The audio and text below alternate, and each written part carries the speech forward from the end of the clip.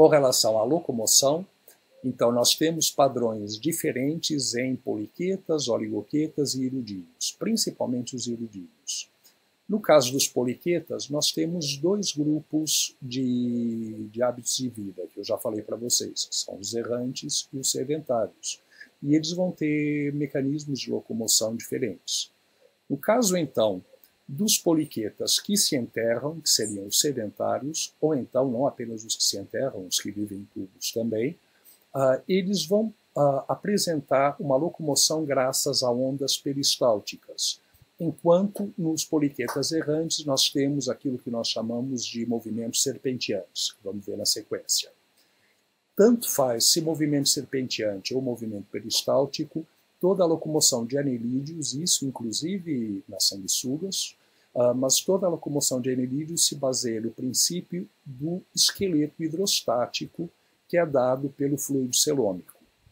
Então, nas formas que se enterram, ou então nas que vivem em tubos, normalmente os septos entre os segmentos não são completos. Então, não, ao contrário do que ocorre em oligoquetas, os septos eles são perfurados. Então, existe passagem de fluido celômico de um segmento para outro. Assim, no caso dos poliquetas, não são os segmentos que são individualizados, que são completamente isolados uns dos outros, mas funcionalmente ele consegue isolar áreas. Então, uma região, graças a essa passagem de fluido entre um segmento e outro, ele consegue separar áreas que vão agir em conjunto, então regiões que ou se dilatam ou se contraem. Então, no caso desses movimentos peristálticos, o que vai acontecer? O animal está, então, entrando no substrato. E o que ele faz?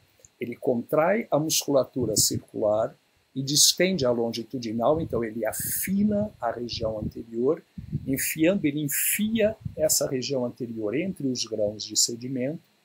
Quando a região já está lá dentro, ele distende a musculatura circular e contrai a longitudinal, então ele faz isso, ele fica mais largo e mais curto, a região anterior, e aí ele contrai a musculatura longitudinal, puxando o corpo de encontro a ele.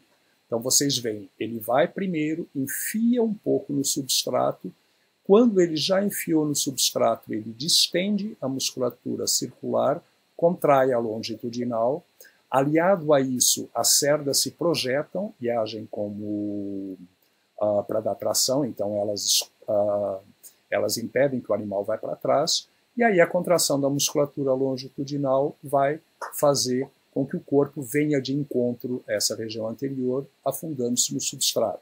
Então ele vai, afina a região anterior, enfia no substrato, depois ele distende a musculatura circular, contrai a longitudinal, isso age como uma âncora e ele puxa o resto do corpo.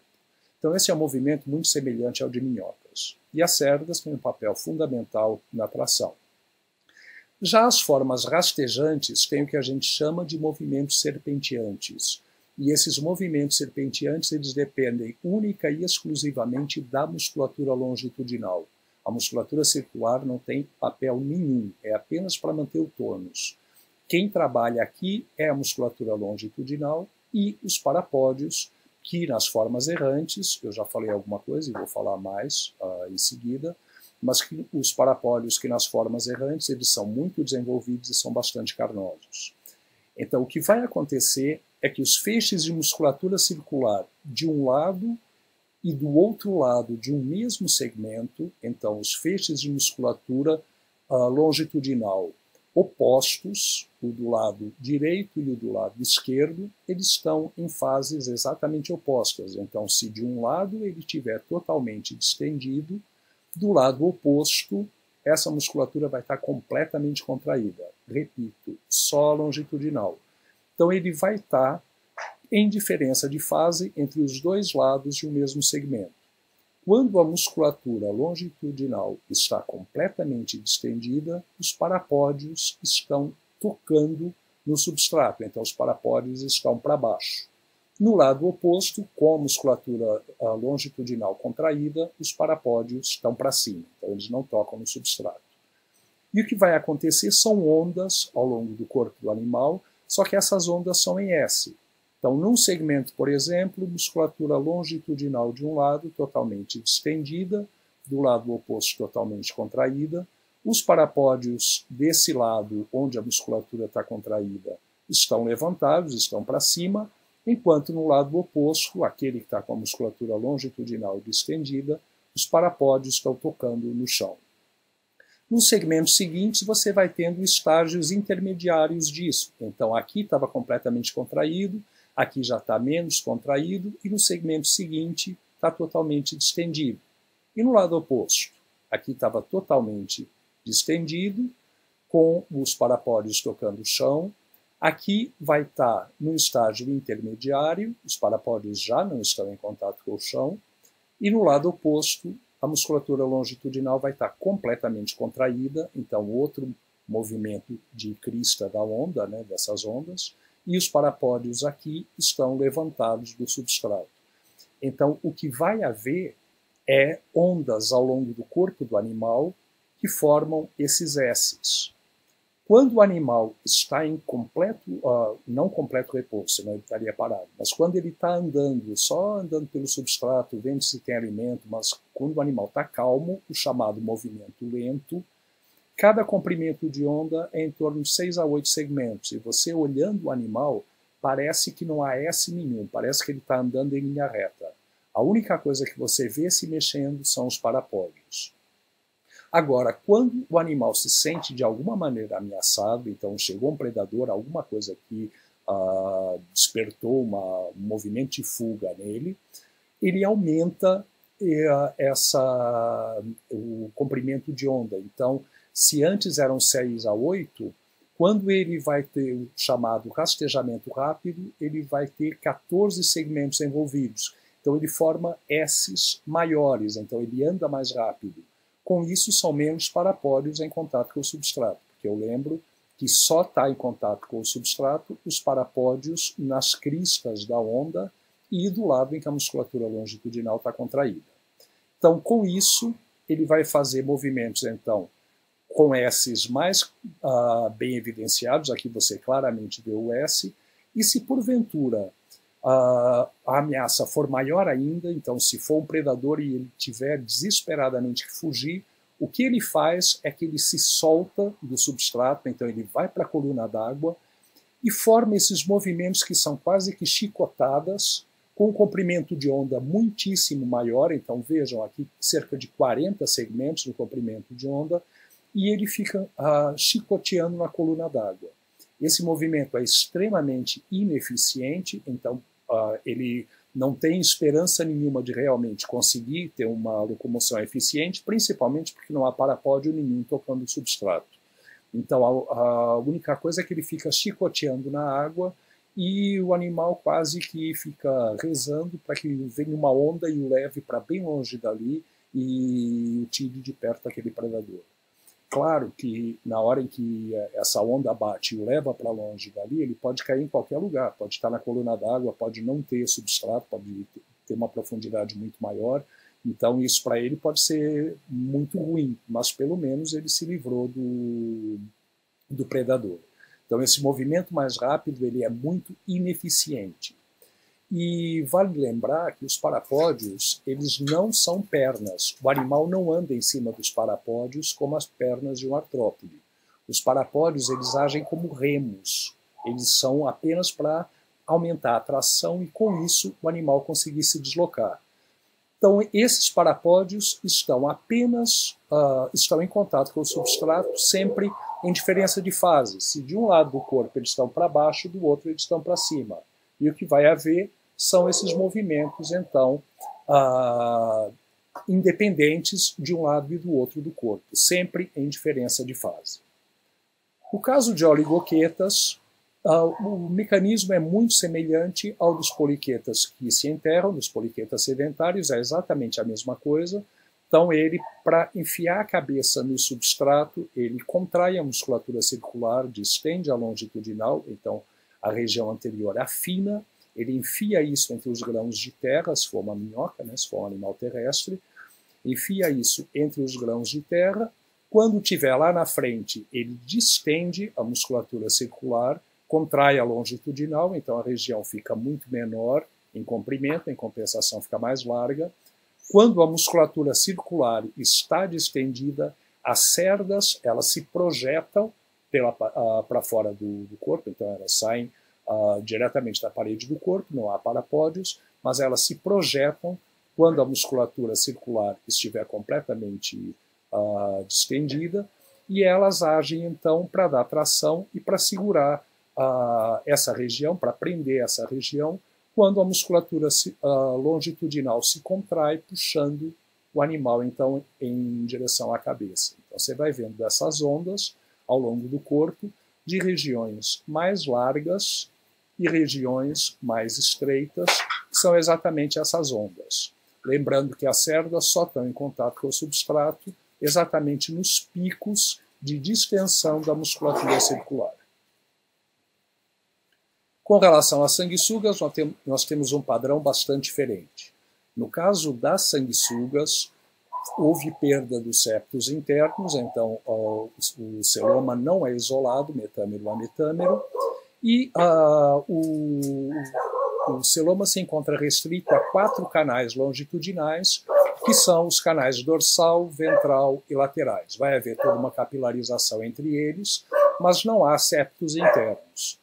Agora, se nós considerarmos que esse sistema celômico é um sistema fechado ao longo do corpo inteiro, nós temos que o volume de fluido celômico no corpo inteiro tem que permanecer constante. É exatamente o mesmo princípio dos movimentos peristálticos dos oligoqueta e de alguns poliqueta. Então, o que vai acontecer é que esses animais eles têm 2 ventosas e eles, quando vão se locomover, eles se movem no chamado mecanismo de Médio-Palmos. Como é isso? As ventosas elas ficam juntas, vamos dizer, a ventosa anterior e a posterior estão próximas, o animal estaria dobrado aqui. Aí ele solta a ventosa anterior, destaca ela do substrato, contrai a musculatura circular e distende a longitudinal, então ele alonga muito o corpo, a região anterior vai lá para frente, quando a região anterior vai para frente, ele gruda essa ventosa anterior no substrato, aí ao grudar a ventosa anterior no substrato, ele solta a posterior, contrai a musculatura longitudinal, distende a circular, então ele aproxima a região posterior da anterior, novamente, gruda as 2 ventosas, e aí, novamente, ele solta a ventosa anterior e vai indo.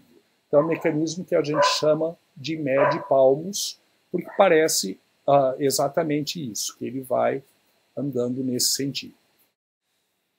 Bem, nós já falamos das principais características de Anérida como um grupo, e agora vamos tratar de cada um dos subgrupos independentemente ou separadamente. Então, nesta aula nós falaremos de poliquetas e na segunda aula de Anérida falaremos dos demais anelídeos, que são os critelados, os oligoqueta e os hirudíneos. Muitas das coisas que vocês vão ver agora vão ser repetição do início, porque já falei de maneira generalizada, então agora para cada grupo eu acabo tendo que repetir algumas coisas. E também eu peço desculpas para vocês pelo tom bucólico dessa aula, com galo, passarinho, cachorro e tudo no fundo, mas é que eu moro no meio do mato, então esses barulhos acabam aparecendo. Bem, vamos falar de poliquetas, muita coisa é repetida, vocês já ouviram, mas é bom para reforçar. Então, com relação à morfologia externa, esses animais apresentam um corpo cilíndrico ou fraca a moderadamente achatado dorso-ventralmente. Existem algumas formas mais raras de poliqueta que o corpo é quase uma fita, eles são bem achatados. Mas, de maneira geral, eles tendem a ser mais cilíndricos, só um pouco abaulados na face ventral, um pouco mais retos na face ventral, que dá esse tom fraca a moderadamente achatado. Com relação à segmentação, existem basicamente 2 tipos de padrão e que se refletem diretamente nos hábitos de vida. Então, esses animais ou apresentam uma segmentação que a gente chama de homônima, ou seja, onde os segmentos são praticamente iguais entre si, há muito pouca diferenciação, então não há regiões do corpo, você vê uma sequência de segmentos praticamente iguais. Tudo bem, os cílios dorsais podem ser mais longos num do que no outro, os tipos de cerdas podem ser diferentes, mas de maneira geral, vocês veem uma uniformidade no padrão de segmentação, enquanto outros tendem a apresentar um corpo heterônomo, ou seja, com diferenciação de regiões. A metameria ela é diferenciada, então há regiões diferentes no corpo dos animais. E isso está diretamente relacionado, como eu falei agora há pouco, com o hábito de vida desses animais. Então, nas formas errantes, vocês veem que, além de ter uma cabeça geralmente diferenciada, com olhos, antenas, e de ter também cirros ao longo do corpo desenvolvidos, parapódios bastante carnosos e tal.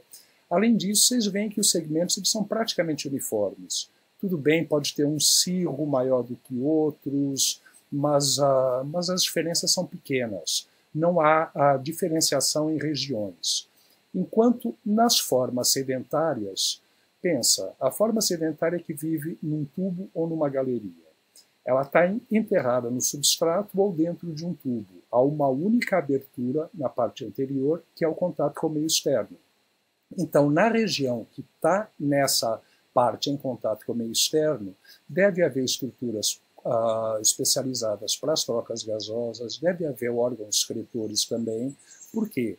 Porque se houver brânquias ao longo do corpo inteiro, as que estiverem lá dentro do tubo, lá no meio e no fim do tubo, não têm acesso ao oxigênio. Então seria uma coisa que não seria funcional para o animal. Do mesmo jeito, se ele está dentro de um tubo ou dentro de uma galeria, se ele tiver nefrídeos em todos os segmentos do corpo, o que vai acontecer é que esses nefrídeos vão estar despejando excretas nitrogenados. Como não tem circulação de água, tem pouca circulação dentro do tubo ou da galeria, esses excretas iam permanecer em contato com o corpo do animal o tempo inteiro, então acabavam se tornando tóxicos. Então, no caso dos sedentários, vocês vejam que há regiões diferentes. Geralmente há um tórax ou um abdômen, e vocês vão ver até outras formas que têm muito mais regiões do que só duas. Mas há uma concentração de estruturas respiratórias na parte anterior, assim como estruturas excretoras, enquanto os demais segmentos do corpo tendem a não apresentar esses órgãos. Bem, os parapódios são a característica principal de poliqueta. Eu disse para vocês que no passado, quando os poliquetas eram considerados um grupo monofilético, que a sinapomorfia deles seria a presença de parapódios. Hoje isso caiu por terra, porque se acha que os clitelados saíram de dentro de poliquetas, então que eles são muito proximamente relacionados ao grupo dos sedentários. Mas, mesmo assim, nós continuamos tendo uma diversidade imensa nos tipos de parapódios de poliquetas. E isso, mais uma vez, está relacionado ao hábito de vida. Então, tipicamente, um parapódio de um errante é um parapódio carnoso e ele vai apresentar dois lobos. Um lobo superior, que é o notopódio, como eu disse agora há pouco, e um lobo inferior, que é o neuropódio. Os parapódios que apresentam esses dois lobos bem diferenciados são chamados de birremes, ou seja, têm dois ramos.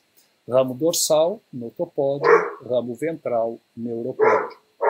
Cada um dos ramos tem associado uma estrutura em forma de tentáculo, que é um cirro. O cirro dorsal, ou notocirro, no notopódio, e o cirro ventral, ou neurocirro, no neuropódio. Além disso, cada um desses lobos vai ter um feixe de cerdas. Notocerdas, no notopódio, neurocerdas, no neuropódio. Outra coisa, os errantes apresentam cerdas modificadas que ficam internamente no parapódio, onde se insere a musculatura. Essas cerdas modificadas são chamadas acículas. Pode ter uma em cada lobo, ou pode ter até mais do que uma. A acícula que fica no notopódio, ou as acículas, se forem mais de uma, são chamadas de notoacículas. A acícula ou as acículas que ficam no neuropódio são chamadas de neuroacículas. Esse é um parapódio típico de um errante, esse é de um nereidídeo, que é um animal que vocês teriam até visto em aula prática e que a maioria dos esquemas que eu mostro aqui é de nereidídeos. Mostrando algumas variações, vejam esse também parapódio bem desenvolvido, com 2 ramos, notopódio, com notocerdas, notoacícula e cirro dorsal, neuropódio com neuroacícula, cirro ventral e neurocerdas. Outro exemplo aqui, parapódio bem desenvolvido também, o notopódio, a única coisa que ele não tem é o cirro dorsal, esse perdeu, enquanto o neuropódio, bem desenvolvido também com todas as estruturas, cirro ventral, neurocerdas e neuroacícula. Nesse daqui, houve já uma redução. Muitos tendem a apresentar parapódios que a gente chama de uniremes, onde há apenas um ramo. E sempre que um dos ramos parapodiais é perdido, o ramo que é perdido é o ramo dorsal. Por quê?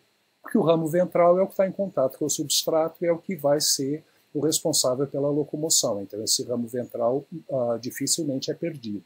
Só as formas que não têm nenhuma cerda no corpo, que não tem muitas vezes não tem nem parapódios, é que perdem o ramo ventral. Os outros não. Quando há a perda de um dos ramos, ele é o dorsal. Então, nesse caso, o ramo dorsal ele ainda não está perdido. Vocês veem o cirro dorsal, até com uma brânquia associada. Vocês veem a notoacícula, mas esse ramo não tem feixe de cerdas. Então, a gente já pode chamar esse parapódio de unireme, ou um nome até só para aumentar o número de nomes, mas isso só especialistas é que sabem, não tem por que vocês saberem disso. Mas esse parapódio, às vezes, é chamado de sesquireme. Bem, em compensação, o ramo ventral aqui está bem desenvolvido. Neurocerdas, neuroacícula e ramo ventral. Esse outro que eu estou mostrando agora, esse é um parapódio de um verme de escamas. Os vermes de escamas, eles são caracterizados por apresentarem cirros dorsais, ou alguns cirros dorsais do corpo, modificados formando escamas que cobrem a superfície dorsal. A gente vai ver melhor isso depois, tem até foto. Mas esses animais normalmente alternam. Tem um segmento com um cirro dorsal em forma de tentáculo, igual aos outros, e o segmento seguinte como escama. Depois tentáculo, depois escama, depois tentáculo, depois escama. Então eles vão alternando isso em alguma região do corpo, ou às vezes ao longo do corpo inteiro. Bem, no caso desse que está representado aqui, um parapódio tipicamente birreme, é carnoso, é um errante. Vejam o ramo ventral, cirro ventral, neurocerdas, neuroacícula. O ramo dorsal, notocerdas, notoacícula e cirro dorsal, nesse caso formando uma escama. Esse outro, aqui, a única coisa que sobrou do lobo dorsal é o cirro dorsal, que está modificado formando uma brânquia. Não há notoacícula, não há notocerdas. Compensação, o ramo ventral está bem desenvolvido. Ó. Neuroacícula, neurocerdas e o cirro ventral também modificado, formando uma brânquia. Então, esse é um parapódio que a gente já chama de unireme. Unireme porque há um único ramo, há um único feixe de cerdas. Agora, os parapódios dissedentários são parapódios muito mais colados no corpo, muito menos carnosos, muito menos destacados. Por que isso?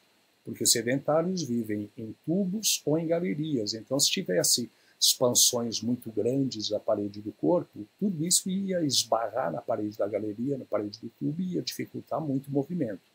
Então, ao longo da evolução, essas formas de sedentários foram sendo selecionados aqueles com os parapódios cada vez menores. Tem muitos onde praticamente não há parapódios. Mas vocês veem, então, esse é um parapódio birreme de um sedentário. O notopódio tem um feixe de cerdas, notocerdas, não há acículas, os sedentários não apresentam acículas, a gente vai ver isso melhor depois, mas os sedentários não apresentam acículas.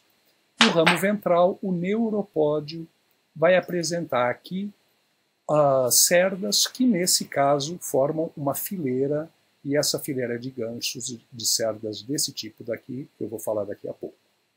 Esse outro parapódio, também de sedentário, vejam, o ramo dorsal é até um pouquinho maior do que desse daqui. O neutropódio é um pouco mais carnoso, mas é pouco comparado com os parapódios de errantes.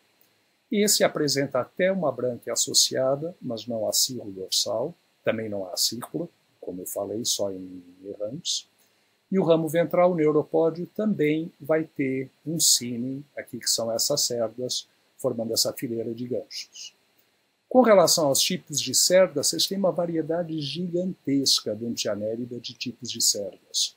Então, a gente, para classificar isso de alguma maneira, a gente simplesmente usa o número de peças que cada cerda tem, ou seja, se tem uma peça ou duas peças articuladas entre si.